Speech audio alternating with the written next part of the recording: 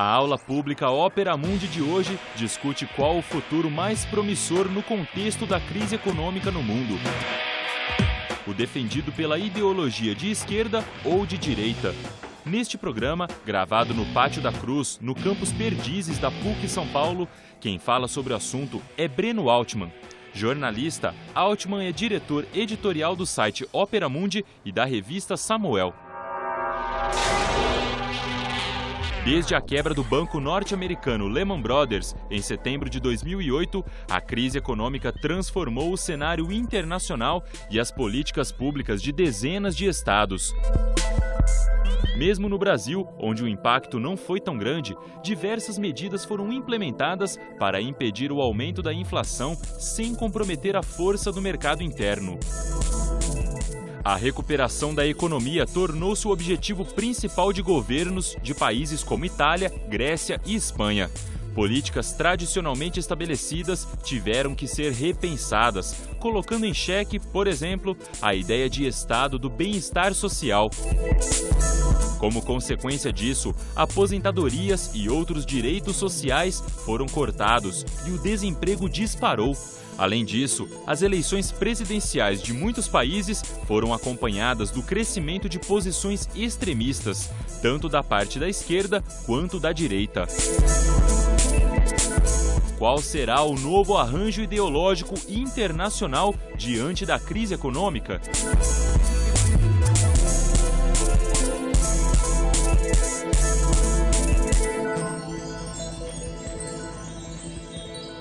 Eu queria começar essa nossa aula pública com uma afirmação que vocês já devem ter escutado muitas vezes. A crise econômica que se abriu em 2008 foi a mais grave crise que o capitalismo enfrentou desde a famosa quebra econômica de 1929. Acima de tudo, nós temos que entender que crise é essa. O que exatamente entrou em crise?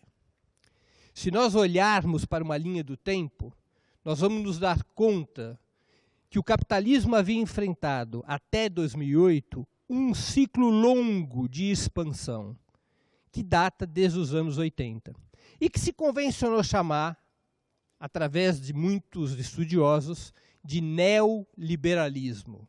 Quais eram as características dessa longa expansão capitalista que o mundo havia assistido? A gente pode citar alguns fatores muito importantes e que vão dar a cor, que vão dar os contornos deste período de desenvolvimento econômico.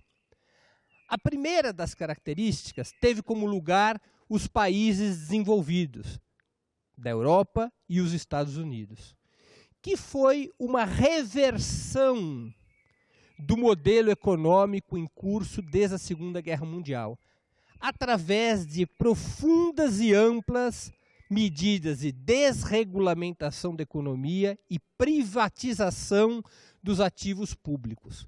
Vocês devem saber que após a Segunda Guerra Mundial, com o mundo dividido entre dois grandes campos, o campo socialista liderado pela União Soviética e o campo capitalista liderado pelos Estados Unidos, houve uma opção do campo capitalista por garantir as condições de desenvolvimento interno através da expansão dos direitos dos trabalhadores, através da expansão do papel do Estado na economia, buscando criar uma espécie de colchão de segurança para que as ideias socialistas, que exerciam importante influência no movimento operário europeu, não viessem a ser hegemônicas naquelas sociedades. Era necessário também, em função do aprendizado da crise de 29, que o Estado desempenhasse um papel regulador forte, potente na economia. Este modelo, que vinha desde a Segunda Guerra Mundial, é revertido nos anos 80 nos países capitalistas desenvolvidos, para buscar oferecer uma maior liberdade de movimento ao capital e permitir aos grandes grupos econômicos que reduzissem os seus custos. O que significava reduzir os seus custos? Pagar menos salários, significava privatizar empresas estatais, significava ter menos normas na economia.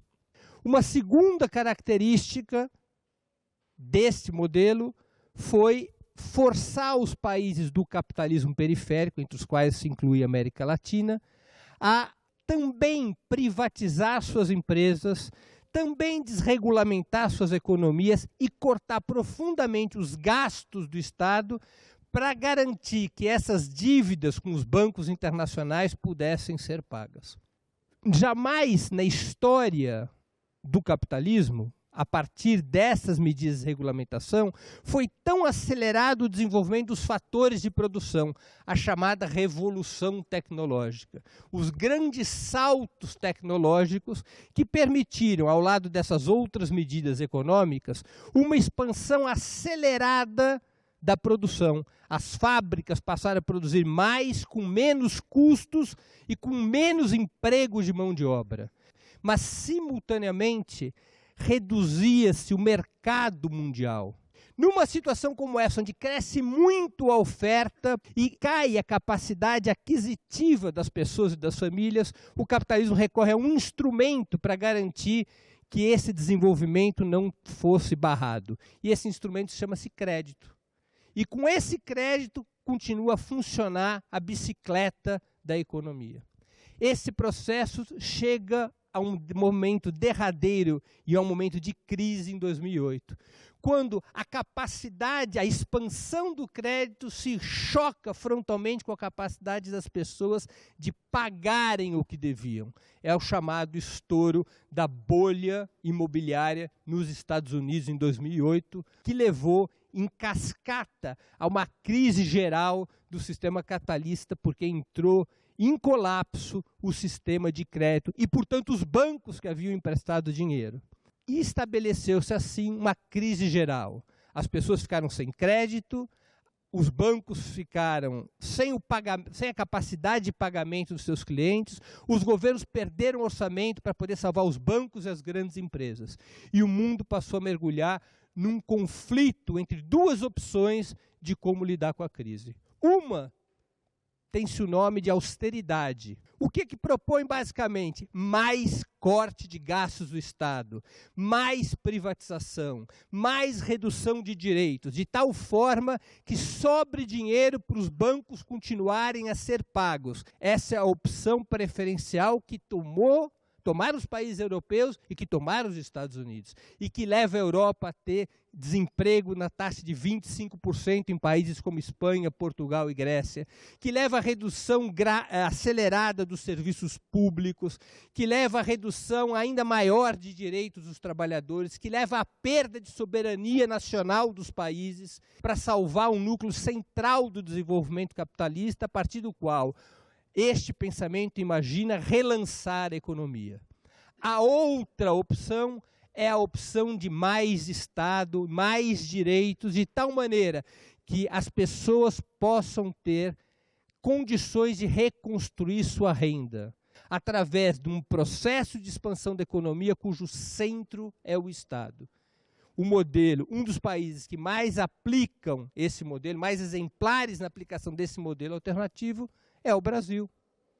As chamadas políticas anticíclicas, pelas quais o Estado gasta mais durante a crise, investe mais, buscando criar um dinamismo do setor produtivo através do investimento estatal. O que a crise nos permitiu foi reabrir a disputa entre esquerda e direita, entre duas opções distintas de enfrentar esse grave momento.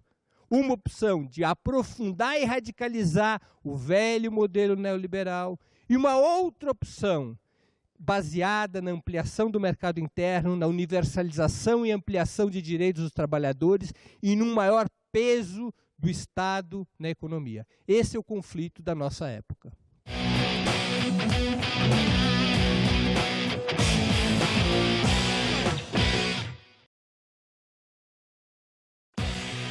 A aula pública está de volta e nesta parte do programa, Breno Altman responde à questão do correspondente internacional do Opera Mundi em Santiago, no Chile.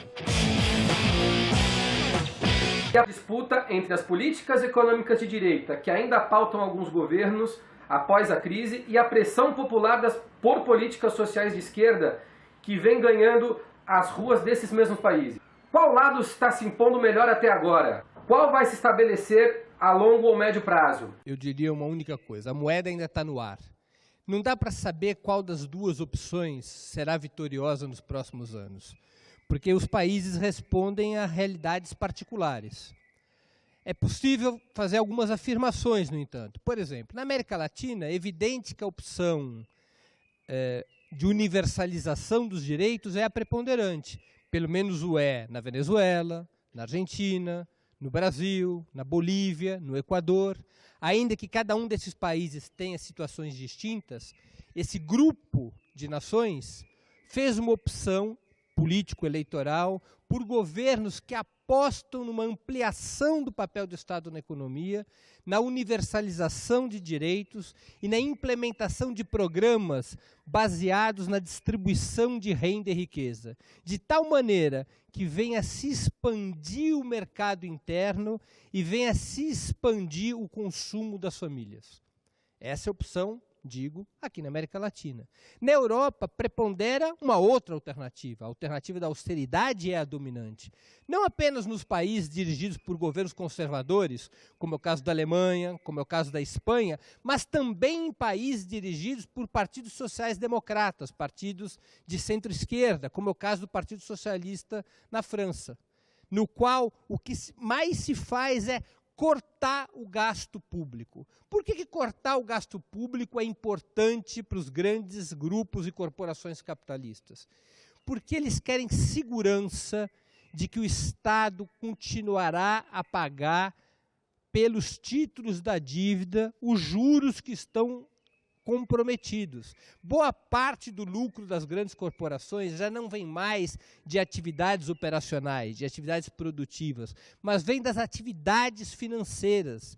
Esses grupos financeiros, os grandes bancos, são o componente principal e dirigente do sistema capitalista nos nossos dias, em particular nos países avançados. Portanto, eles querem que o Estado pegue o orçamento, que está reduzido, porque como a atividade econômica caiu junto à arrecadação, que pegue este orçamento e direcione para garantir segurança para os bancos.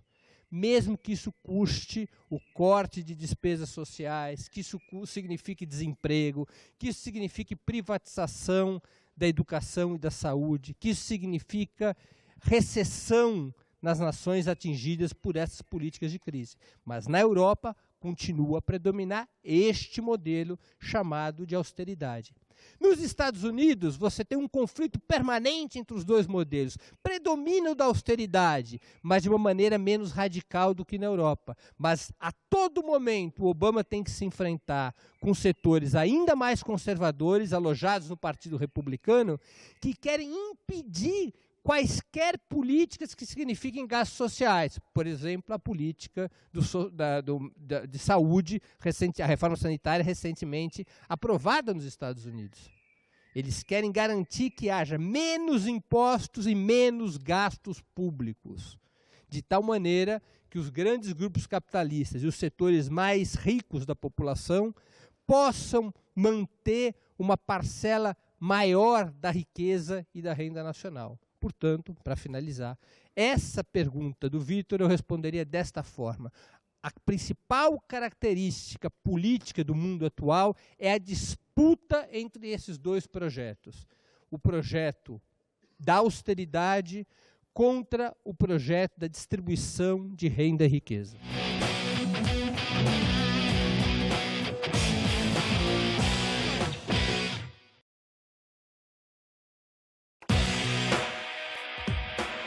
A aula pública Ópera Mundi está de volta e nesta última parte do programa, Breno Altman responde às questões da plateia. Meu nome é Kleberson, né? Por enquanto eu não faço nenhum curso. Eu ouvi dizer que em 1929 foi por conta da crise foi excesso de produção. E de acordo com o que o senhor falou, eu percebi que a principal característica dessa, agora de 2008, foi excesso de crédito. Então, há algo em comum? O excesso em si é um principal motivo, né, dessas crises cíclicas, né, que eles falam, né? Se nós observarmos a história das crises, nós vamos encontrar vários traços em comum entre elas. Um desses traços é essa contradição entre a a velocidade de expansão da oferta e a redução do ritmo da demanda. Por que isso acontece em todas as crises capitalistas? Porque o capital, para se desenvolver, ele busca duas coisas. A primeira são sucessivas revoluções tecnológicas que permitam produzir mais em menos tempo. A segunda é cortar custos. Isso significa dizer cortar salários, cortar impostos.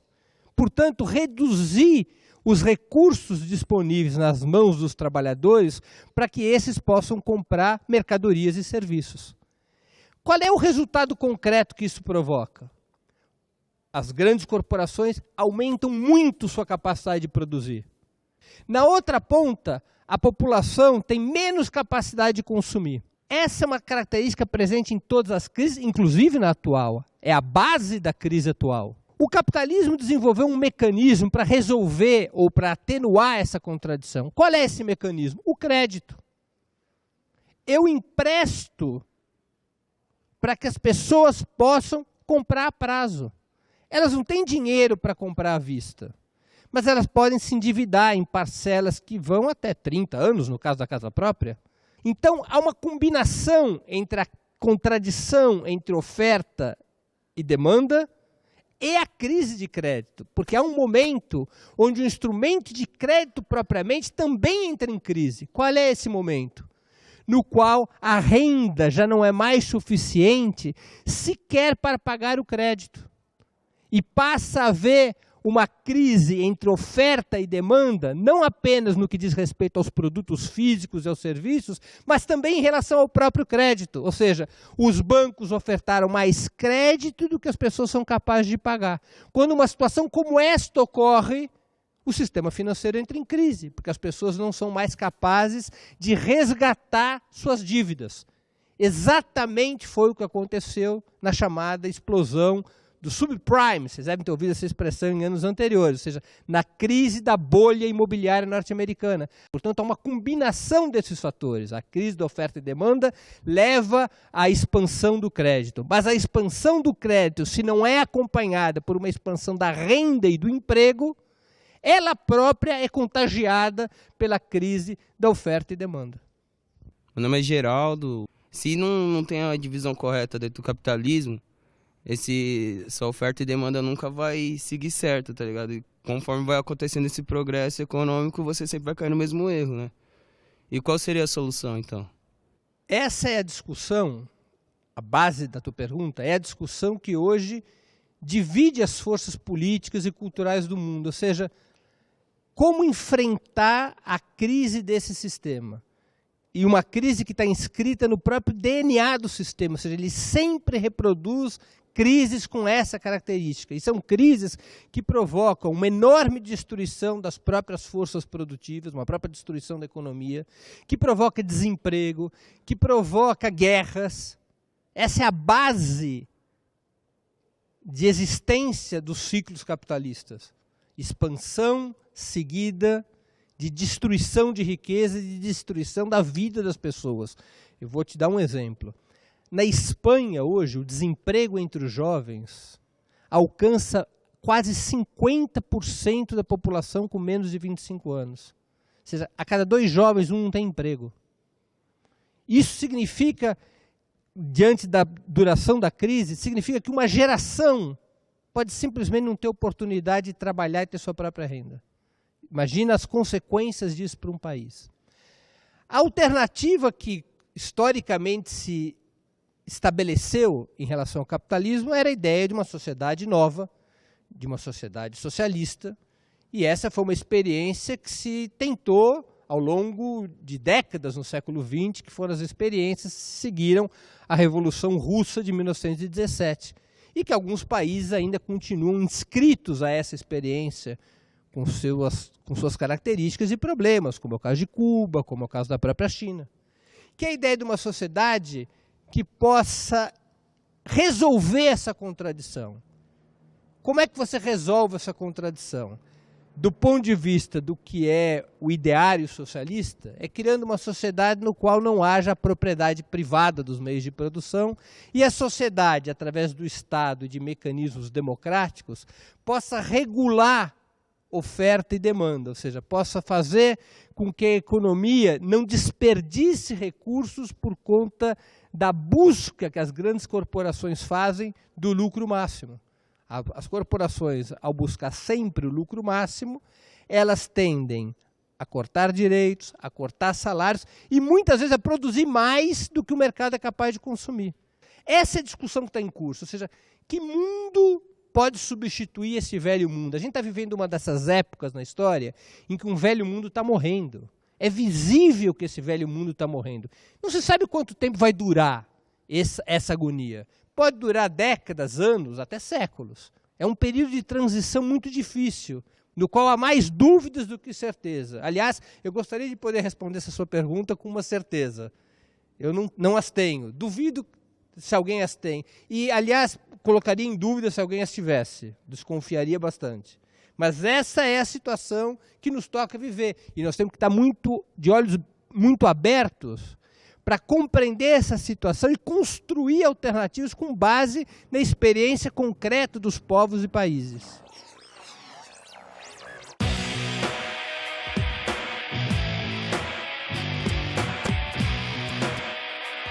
Eu achei a palestra do Breno bem legal, porque ele deu um panorama de como a crise vem se instalando nos países do mundo e quais são as possíveis formas de superar essa crise, sem, no entanto, dizer o que é certo ou o que é errado, sem fazer um estereótipo disso, mas dizendo que existem várias formas da crise ser superada, não só, talvez, em alguns países seja melhor adotar medidas de austeridade, em outros países não.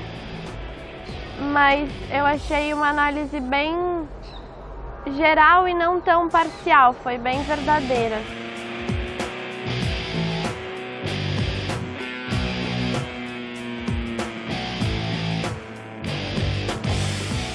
Eu gostei bastante, principalmente pelo formato das palestras, serem abertas ao público, totalmente abertas, né? E no Pátio da Cruz, possibilitando que todos possam chegar e assistir. E é um tipo totalmente diferente de palestra que a gente está acostumado a ter, né?